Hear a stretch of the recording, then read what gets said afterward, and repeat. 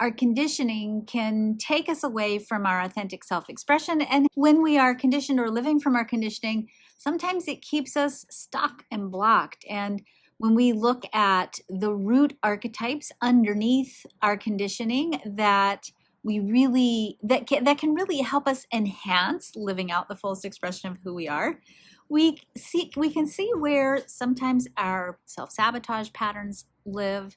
We can see where sometimes there are places that hold us back. So if I take the human design chart and I put it in a big blender and I blend it up, and I blend up all the archetypes in the chart, the archetypes of type, the archetypes of centers, the archetypes of the lines of the profiles, the archetypes of the themes of the circuits and the channels and the gates, what we would have underneath the entire chart would be 9 core archetypes that need to be functioning at a high level in order for you to be expressing your highest potential.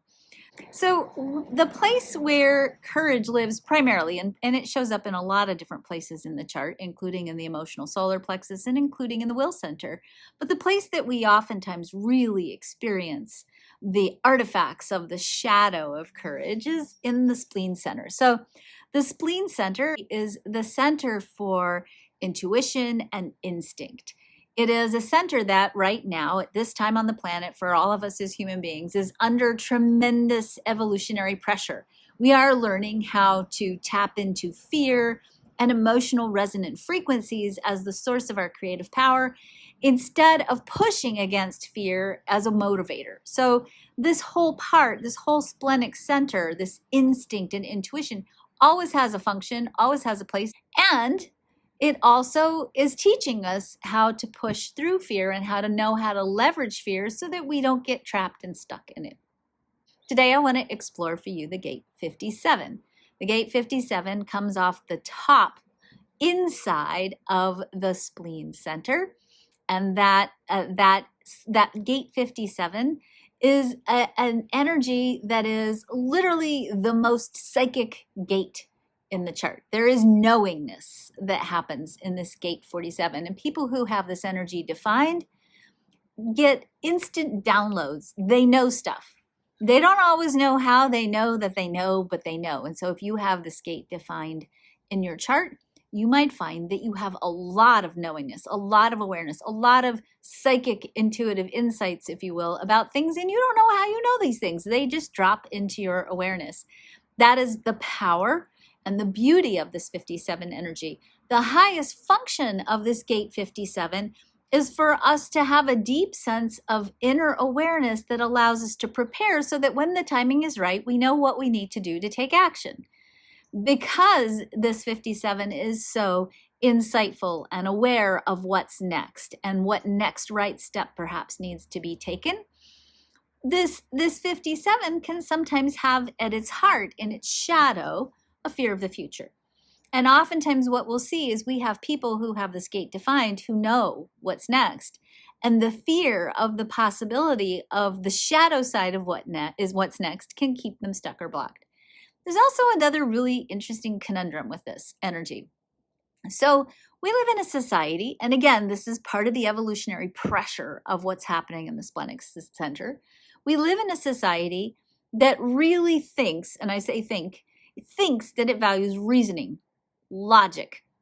It values what we call scientific data, which isn't actually completely valid because we don't actually get access to a lot of real scientific data. Scientific data itself and the way it's transmitted is heavily regulated by academia and heavily regulated by people who fund scientific data. So yes, there's a lot of really good scientific data out there, and I'm not saying don't believe in science, but I'm saying there's a lot of data that doesn't get transmitted fully because of some of the underlying issues associated with science. That's my little opinion blurb here. And we are in love with reasoning. We are in love with logic. Every institution that we have in our country, in America, every institution by definition is an institution that's built on the patterns of logic and reasoning. We educate children by virtue of the patterns of logic and reasoning. We have a very left brain dominant way of teaching children that involves duplicating and repeating patterns and having homework and doing something over and over again, because people who are logical by definition need patterns and consistency and practice and rhythm to become masterful. Everybody needs that to a certain degree, but that's not the only way we know things. In human design, what we see is there are 3 different ways of knowing. There's logical, linear, patterned understanding, left brain knowingness, understanding, not really knowingness. There's the right brain way of knowing that is very sensual and feeling based. So there are a lot of people who feel information. They feel whether things are right for them or not. That's rooted in the sensing circuit. There's a third way of knowing that we really don't get. We don't even talk about it that much. And that third way of knowing is literally knowingness. That's knowing stuff. And you don't know how you know that you know. It's deep, purely instinctual awareness that is in the moment, that is, I know this thing to be true. It is inarguable. You can't argue with it. You can't reason with it. And the challenge with people who have knowingness as part of their design or part of their claircognizance, part of the way in which they understand and interpret intuition and instinct in the world, is that if you have any kind of logic in your chart in conjunction with knowingness, then it's very common for you to doubt yourself. If you can't prove why you know what you know or how you know what you know, then the tendency is to discount it, even though it's actually quite a valid way of knowing. In fact, if you go back and you interview scientists, 93% of scientists report that at any point in time in their scientific queries, they have experienced some kind of innate knowingness, and then they have to go back and scramble and find the science to prove it. If you have knowingness as your awareness, it means you're designed to know.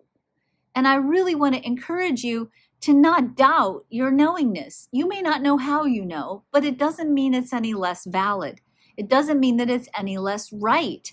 It's just a different way of knowing. It's just a way of knowing, though, that we don't really value very much in our Western culture, and we don't value very much in our materialistic consciousness. This understanding, this way of knowing is changing.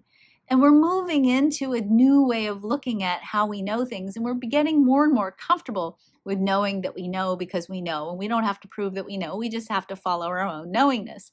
And that really is the challenge, if you will, the task of the Gate 57. The Gate 57 has, as part of its lesson, if you will, part of its soul curriculum, it has the task of learning how to trust its knowingness and learning how to organize itself around its knowingness, so that if you have the Gate 57 defined and you know something, you start taking the next right step. You prepare and you get ready, and you don't be afraid about the future, but you trust that you'll know what you need to know when you need to know. There's a lot of learning to trust that you are dialed in at a level that will give you the next right bit of information that you need. You don't have to figure it out. You don't have to freak out about it. You don't have to worry about it. You just have to practice trusting. And I say practice trusting because sometimes you have to have enough experience of trusting to know that you can trust it.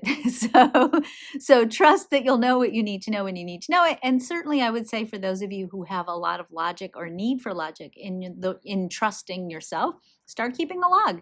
Start keeping track of all the things that you know, all those knowing awarenesses that you've had, and notice how frequently that feeling, that dropping in of that knowingness, notice how often it's right. And keep a record of it for yourself, so that when the self-doubt kicks in, or when you start to hold yourself back because you're afraid, or you think, oh, I don't know what to do next, take a breath and trust that you'll know what you need to know when you need to know it. And you have the data, the pattern, the written pattern to prove that when you have these certain feelings, you can trust them and that you're going to be okay. Ultimately, we are designed to have the instincts that let us know what the next right step is. Our job is to learn to trust ourselves and our instincts, and to move through whatever fears that we have with courage. The fear of the spleen, particularly if you're getting an instinctual pulse that isn't about survival, you're not being chased by a bear, but if you're instead being afraid to do something like write a book, or get on stage, or ask for a raise, or up-level yourself in any way, those are not life or death fears. They feel like it sometimes, but they're not. These are existential fears. And those existential fears, once you push through them, they dissipate. And once they dissipate, then you can get back to experiencing the full potential the full expansion of the potential of the true story of who you are. Have a great afternoon. Be well. Talk to you later.